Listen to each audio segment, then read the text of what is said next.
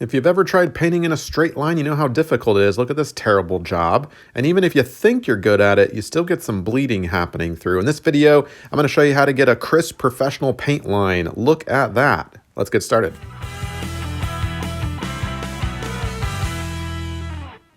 All right, welcome to my channel and to this video. Thanks for clicking. So glad you're here. If you've got a paint line to make, y'all know how difficult it is keeping that steady hand. Look at this terrible job in the bathroom.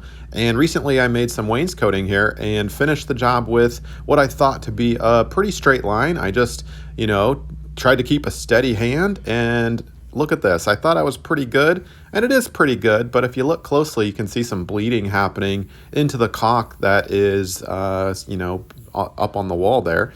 The tan color is definitely bleeding in spots. So in this video, I'm going to show you how we can get a professional crisp line. We're going to use some painter's tape like this. And my friend that's a carpenter actually taught me the tip that I'm going to show you in this video, so props to her. By the way, welcome to the channel. Do lots of home projects around the house, saving you time and money. Click that subscribe button. I'd put out videos regularly. Like this video and share this with somebody that you know. And if you want to make your own YouTube channel and turn your hobbies into real cash every month, check out my course. You can click the link in the description below.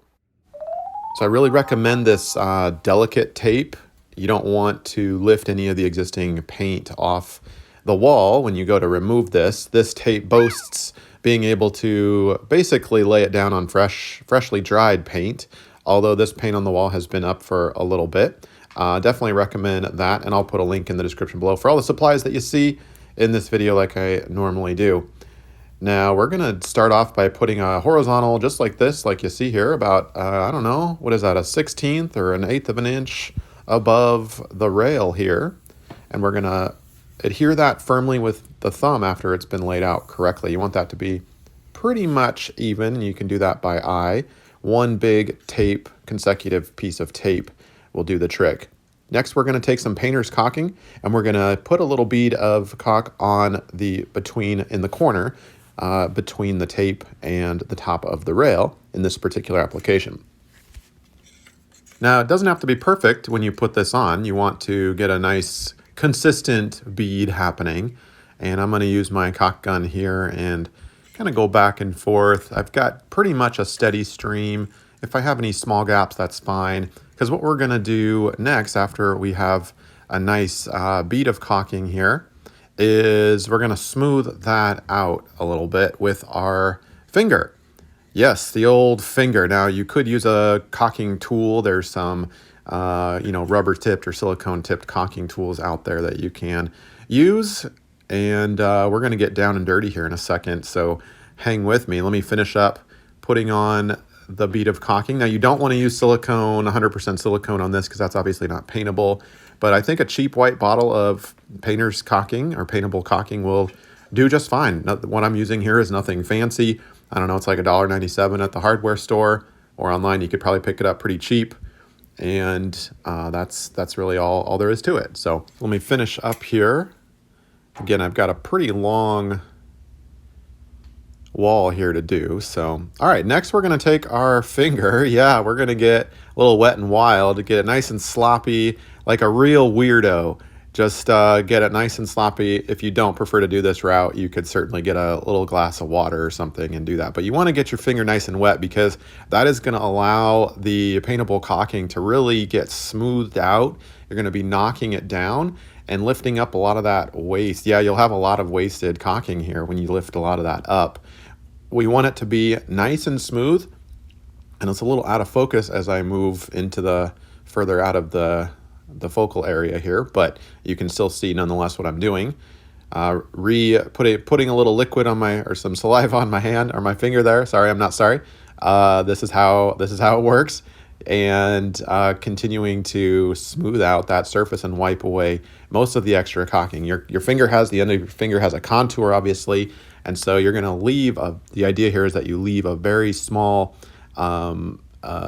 bead of caulking that's nice and smooth, that transitions well into the tape. And I'm going to come back here and basically doing the same thing. So you should be able to get it all nice and smooth in two passes, one from right to left and the other one, reversing it from left to right.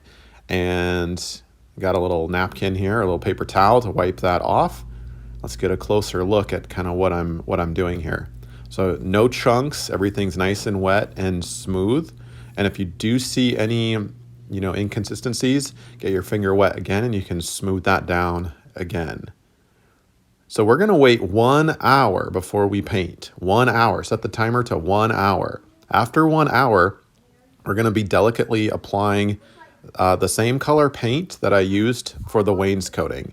So not the tan paint, but just the white paint, because we want to cover up the color of the caulking, right? We used white caulking, and it was a pretty much white on white, meaning not different tones of white. It's pretty consistent, but still, I want to be able to paint that. Now, if you start painting too early, you're going to disrupt your line that you just put down of caulking, and that will be a big problem for you.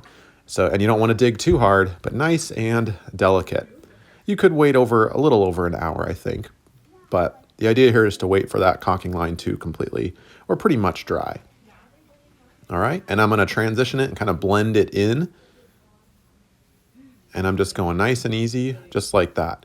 Just a thin layer of paint over the caulk line is the idea here.